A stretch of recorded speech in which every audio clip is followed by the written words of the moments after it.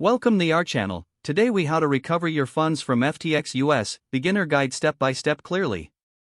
To begin your recovery process, visit the official FTX US website. Locate the support or help section on the homepage. Review the latest announcements related to fund recovery. Next, create or log into your FTX US account. If you do not have an account, follow the prompts to register. Once logged in, navigate to the section for account recovery options. Read through the different recovery methods available for your situation. Gather all the necessary documents to support your claim. This may include transaction history, account details, and identification. Fill out the recovery form provided on the site. Be sure to provide accurate and detailed information. Submit the recovery form and keep a copy for your records. After submission, monitor your email for any updates from FTX US. Respond promptly to any requests for additional information. If you encounter issues, consider reaching out to customer support directly. Use any available live chat or support ticket features for assistance. Stay informed by checking FTX US's official channels for updates on the recovery process.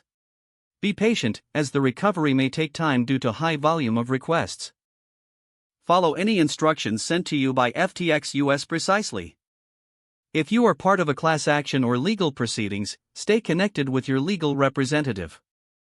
Finally, ensure to keep your contact information updated with FTX US for future communications. If the page does not load, refresh the browser or try again in a private or incognito window. Make sure you are using the correct email address, then retype it carefully to avoid small typos. If your password is not accepted, use the reset option and create a new strong password you can remember. Check your spam folder for verification or security emails, then complete any requested confirmation steps. Enable two-factor authentication if available to improve account security and reduce unauthorized access risk. After signing in, review your profile details so your contact information and settings are accurate and current. If you see an error message, note it down and try again after restarting your device and internet connection.